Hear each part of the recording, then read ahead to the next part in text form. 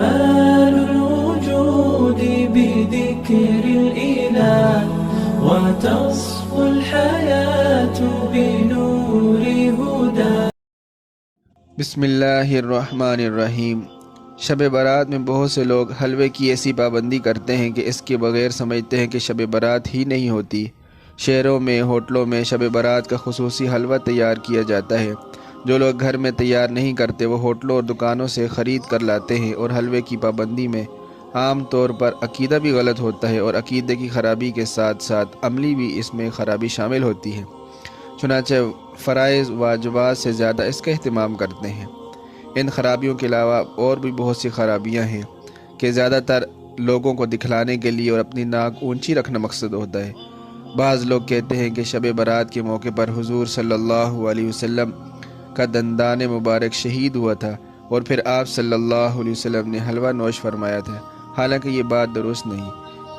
اسی طرح بعض لوگ کہتے ہیں کہ حضرت امیر حمزہ رضی اللہ تعالی عنہ کی شہادت ان دنوں میں ہوئی تھی، یا ان دنوں میں حضور صلی اللہ علیہ وسلم نے حلوہ پر ان کی فاتحہ دلائی تھی. یہ حلوہ ان کی فاتحہ کے لیے ہے.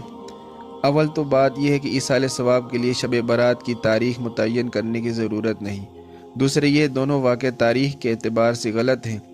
حضرت امیر حمزہ رضی اللہ تعالیٰ عنہ کی شہادت اور حضور صلی اللہ علیہ وسلم کا واقعہ مذکورہ جو ہے وہ شوال کے مہینے میں ہوا تھا، شعبان میں نہیں ہوا تھا، کیونکہ یہ دونوں واقع غزوہ احد کے ہیں اور وہ شوال میں ہوئے ہیں، شب برات میں نہیں ہوئے.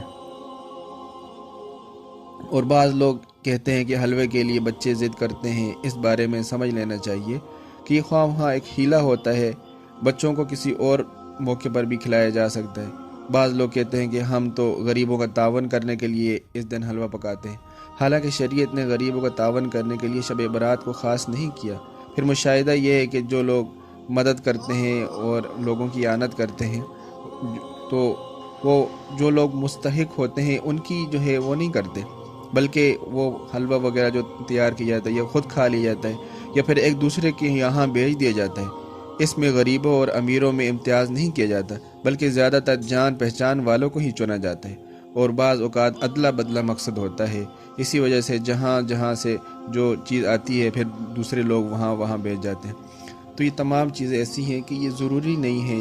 ایسی چیزوں کو ہم نے جو ہے ایک ضروری سمجھ لیا ہے اور کھانے پینے کے لیے، اور جو دل میں آتا ہے وہ اسی طرح ہم عبادت کرتے ہیں. تو ان چیزوں سے ہمیں بچنا چاہیے. یہ چیزیں ضروری نہیں ہیں. ویسے اگر کوئی تیار کر لیتا ہے تو اس میں کوئی ثواب، کوئی خصوصی جو عبادت نہیں ہے. تو ویسے اگر کوئی تیار کر لیتا ہے کسی کو دیتا ہے تو اس میں کوئی حرج بھی نہیں ہے، لیکن اس کو ضروری سمجھنا نہیں چاہیے. تو اس بات پہ جو ہے وہ اور فکر کرنی چاہیے.